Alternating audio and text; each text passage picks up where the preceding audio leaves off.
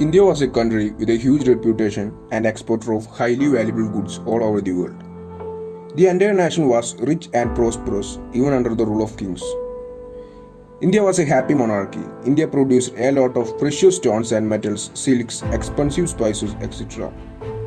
The fame of India was also the downfall of the nation.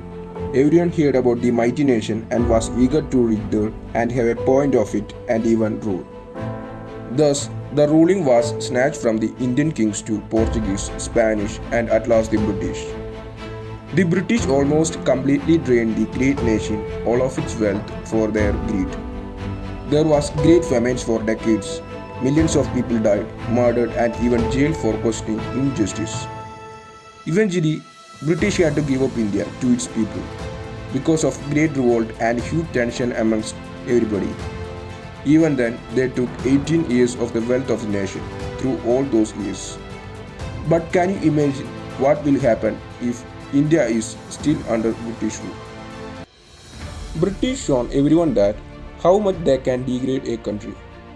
But in the far essence of truth, if the power of British was continued, before the end of the century, human rights organization, United Nations and modern generation will keep up with the colonizers and make them practice a much more humanized way of colonizing or ruling. Because of India's size and vast population, India will be a major part of the British nation. India will become much more advanced than today, mostly for the benefit of the British people.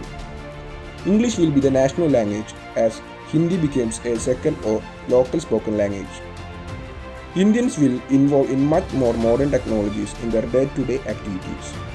And because of the size of the land, it is pretty sure that India will become a farmland country, agriculturing mostly for the use of Britishers, and exports will increase in the nation.